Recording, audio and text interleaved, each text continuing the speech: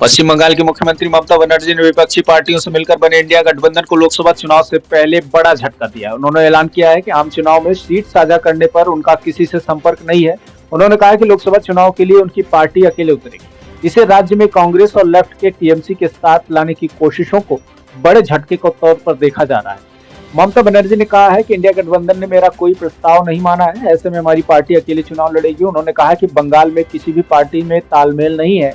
इतना ही नहीं, उन्होंने आरोप लगाया कि राहुल गांधी को भारत जोड़ो न्याय यात्रा के लिए भी उन्हें अब तक न्योता नहीं भेजा गया। ममता ने कहा कि वो सेकुलर पार्टी है और भाजपा को हराने के लिए जो भी करना होगा करेंगी।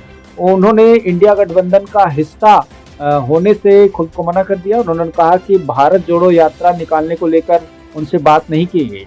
बंगाल से जुड़े किसी भी मामलों में उनसे कोई संपर्क नहीं किया गया, ऐसा उनका आरोप है। गौरतलब है कि बंगाल सीएम ने एक दिन पहले ही कांग्रेस को नसीहत दी थी। उन्होंने कहा था कि कांग्रेस लोकसभा की 300 सीटों पर चुनाव लड़ सकती है, लेकिन उसे कुछ क्षेत्रों को पूरी तरह से क्षेत्रीय दलों के लिए छोड़ देना चाहिए। कांग्रेस अपनी मनमानी पर अड़ी रही और उन्होंने कहा कि कोई भी भाजपा का उतना सीधा मुकाबला नहीं करता जितना वो करती हैं।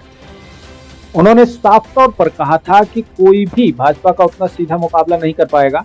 अगर इंडिया गठबंधन की पार्टियां उनका साथ नहीं देती हैं तो टीएमसी सभी 42 लोकसभा सीटों पर अकेले चुनाव लड़ने के लिए तैयार है। ममता बनर्जी ने यहां तक कह दिया कि गठबंधन की बैठक में वो जब भी शामिल होती हैं तो वो पाती हैं कि माकपा विपक्षी एजेंडे को नियंत्रित करने का प्रयास कर रही है। ये उन्हें स्वीकार नहीं है और उनसे सहमत नहीं है। जैसा कि आप जानते हैं कि 34 साल तक ममता बनर्जी ने वहां पर संघर्ष किया है पश्चिम बंगाल में, तो ऐसे में ममता बनर्जी इंडिया गठबंधन की सभी शर्तों को स्वीकार कर लें, ऐसा संभव नहीं हो सकता है।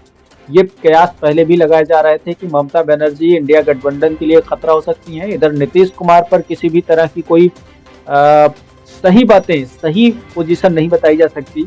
और दूसरी बात जो है, उत्तर प्रदेश में अखिलेश यादव के साथ भी ऐसा ही हो रहा है, क्योंकि हर स्टेट के अलग अलग जो सीनियर लीडर्स हैं, जो बड़े चेहरे हैं, उन सब में एक बात ये कॉमन है कि वो सभी लोग अपने आप को सीनियर लीडर मानते हैं। तो ऐसे में सबसे बड़ा सवाल यही होगा कि क्या जो इंडिया गठबंधन है उसको लीड करने के लिए किसी एक व्यक्ति पर सहमति बन पाएगी क्या?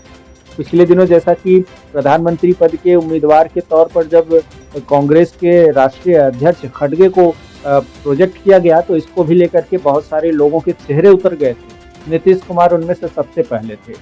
तो इस तरह से अगर देखा जाए तो भारतीय जनता पार्टी को हराने के लिए बनाए गए इंडिया गठबंधन में किसी तरह की कोई जान दिखाई नहीं दे रही है।